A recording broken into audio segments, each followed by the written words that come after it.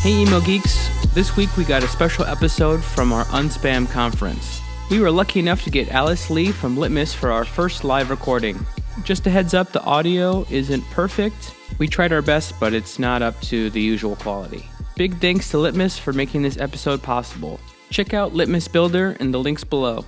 It's a great tool to help streamline your email design and development workflow. Okay, that should be it. Let's jump right into the live episode.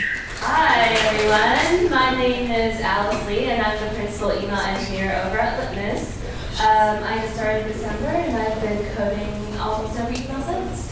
Before that I was at Shutterstock, and then before that Oracle Responses, and then before that was Epsilon. So I've been in the email game for quite some time, since 2007. I think, yeah, you're the OG email person. So you actually gave me a few emails to look at this week, and I'm really excited to go through them. So, awesome. This is this first one. Can you tell me a little bit about this? Yeah, so this was created back in 2015. So if you're looking at it and you're like, oh no, it's like white text on top of a photograph, something not to do, that would explain why it's like 20 years old. But this is like the one based on the first ever connected interactive email that I coded for Oracle, which was for the Lego Bionicle email back in the day. And it's kind of based on old school like hover interactivity. So this is not quite checkbox yet. I like to look at it in terms of like kind of like beta interactive email. There's definitely room for improvements. Like you can see we have to have call out like tap buttons to see what happens, just to tell people, hey, you can actually interact with this email. It's not a click through, it's a carousel. So if you like, and it's mobile responsive.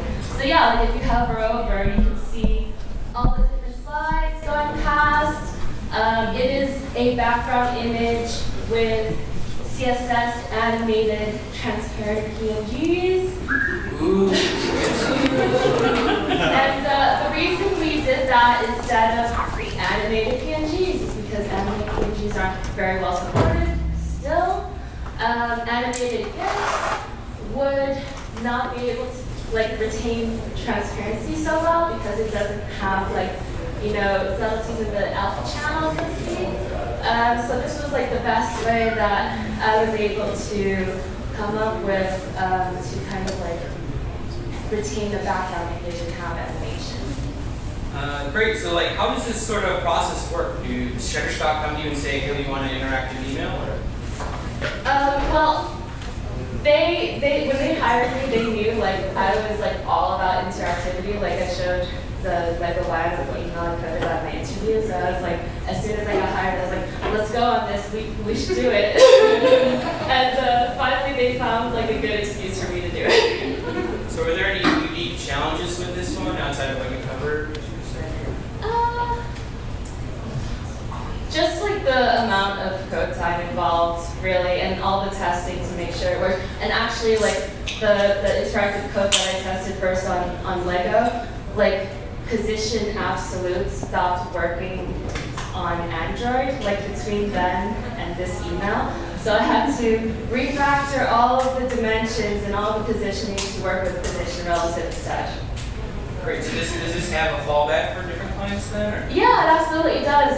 It works on a similar fallback principle to what I'll be presenting next, which is like just a normal like animated GIF layout. Great. Well, that's actually a good transition to the next email.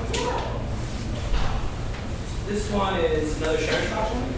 Yeah, so this is for Offset, which is Shutterstock's more premium brand, and this does use a checkbox, like push card interaction. So you can click on either the arrows, which are like animated with CSS, or you can click on the little like rectangles above to activate the carousel. Awesome. Does this go by itself at all? Is that a possibility? You could add like a CSS animation to it, but it wouldn't be as well supported. Like that's why we only use like CSS animation kind of sparingly, like on the arrows. Very nice. So I noticed a lot of these too. We've seen a lot of hover. Should we just all be adding hover effects to our buttons, or was it not a good choice to do it, I guess? I say yes, I am biased, but hover effects like have a pretty good fallback. Like if it doesn't hover, it doesn't break the entire email. And also hover effects are becoming more integral for accessibility these days, because like if you want your audiences to interact with your email, then a lot of times when you like hover over a link and there's no hover effect, the only thing that's changing on the screen is your mouse cursor. And oftentimes it's so subtle like you can't tell. So I would definitely recommend adding hover effects just to make sure everyone knows where and when to click through. Actually, I did notice this is white text on the image once again. Is there a fallback for this one? So what does this one look like? Yeah, absolutely. So if it shows the fallback. Yeah, so we're actually using builders. This is a tool by Litmus, and it's actually a fantastic way to look at a lot of different emails.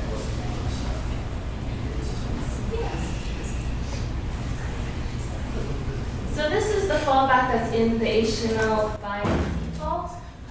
This one uses like an external CSS to pull in all the interactive CSS, and the reason for that is because usually there's a lot of overlap between whatever supports external CSS and whatever supports like interactive CSS. So it's just a way that I like to keep my code pretty clean. Also, like sometimes if you have your interactive CSS in the same like embedding like style tag as your progressive enhancements, for instance, it might conflict with each other, and it just like you don't want to deal with that. Awesome. Let's move on to the next one. Yeah, so I guess like before we move on, what is like the business aspect? Why would you use a carousel for this? Like, was there like a specific value add that you wanted to communicate, or? Yeah, I mean it's for Shutterstock, which like really wants to put a lot of focus on its stock imagery. We were always looking for better ways to display our product, which is the Nice. So speaking of that, now that you're at Litmus, you can look at your own emails. So is this one that you coded as well? Well, this is based on code that was already existed that Kevin Mandeville came up with, but I ended up refactoring it because this newsletter was originally done in a tableless style. But this is another way that like we kind of like learn from our practices and you know whatever, and just like see what doesn't work or not. And unfortunately, tableless emails don't necessarily work that well if you're trying to sustain it as a developer. So like what was going on in this tableless email is that there's still ghost tables in the email for Outlook. So whenever you wanted to make updates, you had to update it both in the div and in the ghost table. So in that sense, is it really tableless? Is it really like that sustainable? And the answer we came to was like eventually not really. So I refactored it to kind of do away with that and try to have like minimal tables, but also retain a lot of the semantic HTML tags involved, like header, like tags and stuff like that. Great. So this top section is definitely the standout part of the email for me. This like rollover effect to the video. So how difficult is something like this to implement? Not a lot, not very difficult at all. Yeah, this is just a hover effect that turns the opacity for the cover image from like 100% to 0%, and it reveals the animated GIF as a background image behind it. So I know we had talked before there might be a few different ways to do this. Like, why is this the way that you chose? Yeah, so like I explored doing like display none instead of opacity 0, or visibility hidden instead. But the problem with those is that it removes the image completely from the document flow. So if your mouse like hovers over it, it just kind of like flickers on and off because it's like being removed and then coming back and then being removed and then coming back, and you don't want to deal with that.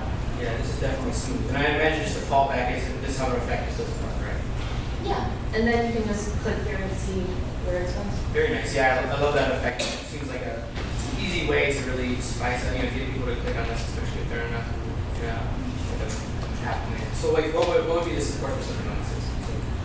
This is actually pretty well supported across like most email clients, including Apple and Gmail, which is like the big thing. And those are our two most popular lines. Very nice. Well, now we can judge some other people's emails. I know they put you on the hot seat for that one, but we had some brands that we really liked and love to focus on those too. So I'm a big fan of this one, and I'm always kind of scared to use gradients in email. So is there a way that you can spell my keywords? So what I loved about this is that it is like a CSS linear gradient background, and it's kind of combined with these CSS box shadows. And when they're both not supported, it just kind of falls back to this dark blue background. And I feel like having a flat dark blue background kind of like compensates for the lack of a box shadow, like when it gets lighter later on. So it doesn't really detract from the experience that much. Yeah, we were actually demoing Litmus Builder earlier. They have these really nice views where you can see this grid view and kind of see all the different parts of where the email is and turn off images as well. And as you can see here, this is kind of a good example, at least for me, is how important live text is, because this email is still pretty readable. I can get all the information from it. I can still see CTAs. And those CTAs have a great hover effect on it too. Yeah, I'm a big fan of what they do, because I think every time I actually get one of their emails, I'm really excited to open it and kind of see what they've done. So I think it's matched up with their brand a lot for sure. Let's take a look at how mobile. Yeah, I do. I'm really into like when brands really take time to style that mobile style sheet a lot and kind of think about how it's really going to look. And there's like, it seems like an overlooked step where someone maybe like lays it out in like a PSD, and then they make the actual email, and then like the mobile optimization part is the last step maybe, and spending a little bit more time on that really makes it stand out. Yeah, this is kind of weird, but I really like the fact that that line at the top of the email like goes from being on the side margin to being like full side vertical look on mobile. Like something about that's just like really special to me. And these are web fonts. Yeah, they are Lotto, which is done by At Import. They're always developers. Nice, and I'm assuming probably like just a fallback to some web. Yeah. It showed me this, and I got like really into this animation thing here. Oh my god, I love that. Yeah. When you hover over the entire module, it's like the A tag is wrapped around the entire thing. And what's like how this works, like I just took it apart the other night, is that this page turning effect right there. So the A tag contains a span tag, and the span tag has this like PNG, which is actually a square with a white corner and a black corner over there. It's hard to see it over there. And when you activate, yeah, it really is. And the span tag then contains these images. So it's the same PNG for each image. The rest of it is transparent.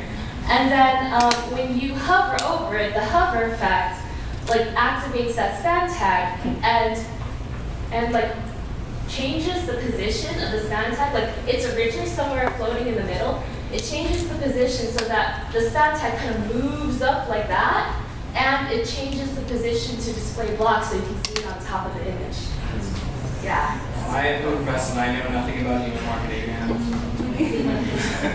The only negative that I was able to see here is like there is a hover effect on these links, but it's not super obvious. Like it just makes it a bit darker. It's subtle. I feel like I would prefer to underline when it hovers too. Very nice. So yeah, so this is done with CSS animation, right? Versus maybe showing like a GIF. No, it's actually a CSS transition. There's a difference in that transition is more supported across more email clients. Yeah. And it looks like this one is also custom web font as well.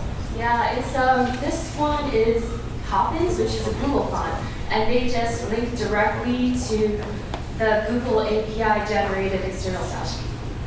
Yeah, even without images, and I guess I think that you can still kind of get the message as well. But yeah, them using live text here and adding these animations, like, is a really nice touch. And to me, this is just a newsletter too. It's impressive to me that they take the time to really do this sort of stuff. I think, investing in these sort of templates that they can reuse to people with different content is really fantastic. Absolutely. Like, I'm subscribed to this newsletter, and every time they bring it out, I'm like, oh, they're doing 3 columns this time instead of 2 columns. Like, just like subtle changes they make to it just like really impress me. Yeah. More to look at. This one has a really fantastic gift.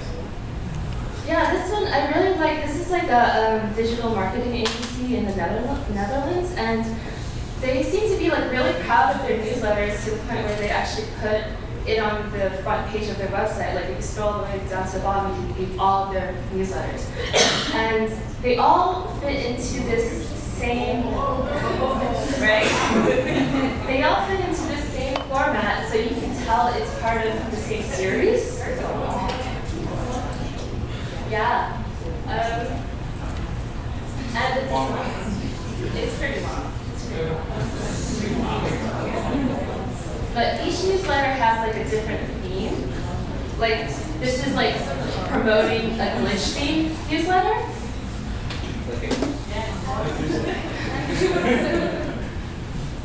Oh, glitchy. In a good way. Nice. Yeah, so with all these, this big button trend just kind of really stood out to me when I first looked at this. Like, what do you think of that? Is it so it's like a gift then, right? Yeah, it's like a love-hate thing because like I hate it that it's like mostly images, but I also love it that it is animated. Yeah, it is unfortunate. If I were to do this, I would try to put at least some like live system text on top of like an animated GIF, but I suppose this is a way that they found to the newsletter. But I like the fact that the largeness and the boldness of the animation makes it like stand out in front of all the other like giant like graphical imagery. Yeah, so this almost like seems like it's just been coded once, so I wonder if it even has like a really mobile view at all. You got it.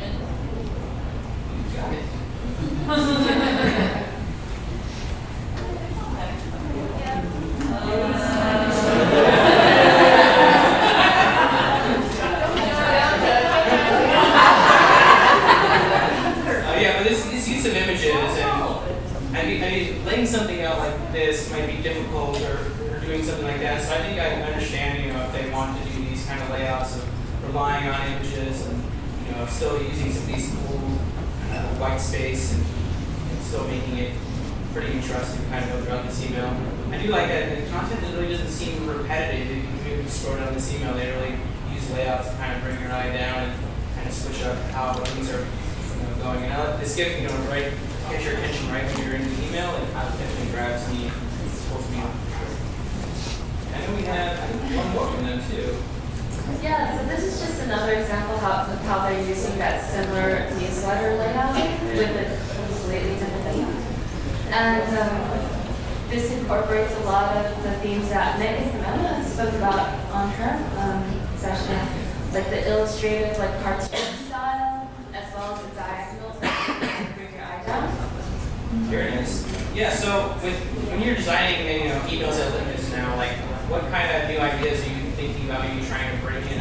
Are you getting your inspiration from different emails? Or are you just thinking of like how you're coming up with this? Oh, absolutely. Like we just hired an email designer who's fantastic, Lily Worth, and she wrote a great blog post about the rise of illustrations in email. So she's pretty passionate about that, and she's going to try to incorporate more of that.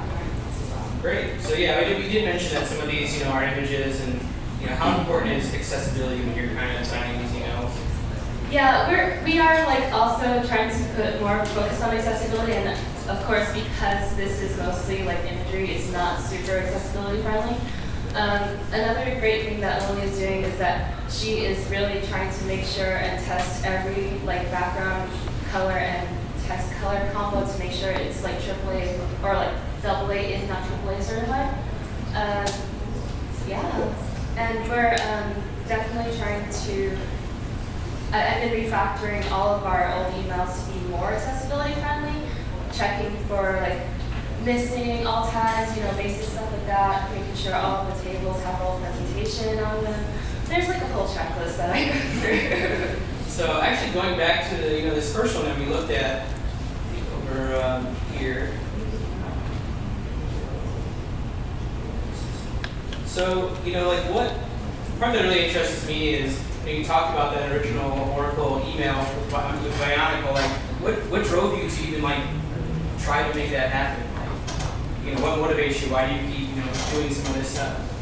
Well, our client at the time, Lego, they were relaunching their Bionicle brand, and they were really wanting to display something really truly innovative in our email. And we had just started experimenting with interactive CSS for E&H, which does the version of interactive email in England. That was our team did the version. But the problem with that email layout is that their CSS was not super reusable or templatable. So I kind of did a new version of that where we could reuse it and insert new images and tests into it and even use more new layouts of it. Fantastic. So is there anything coming up next that you're really interested in? Is the whole AMP thing, are you leaving the hype or? It sounds like a lot of people are in the wait and see boat, and while I'm really excited to try it out, it's kind of difficult to find ways to actually send it out right now. Yeah. Very cool. Any other CSS stuff, any specific client support things that you see here? I do think that there's going to be, we're making strides with accessibility specifically. So the more people adopt that, the more there can be resources available for that. Yeah, I think, so the last question is, all this stuff looks great, but how do I tell my boss that I want to make an email like this? How do you get buy-in to make something like this? Well, interactive email has performed for the clients that I've worked with before. You're mildly vary, but for the emails that I've produced, we have seen at least a 10% increase in click-through rate and 11% ROI or something. And for offset, when we've used interactivity, our first time conversions were 123% increase. So that's pretty good. So I just take those numbers and I tell my boss, hey, look, we've had this success with it before. Why not try to repeat it? Great. Well, I think that's about it. Thanks for taking the time, and I hope people have questions after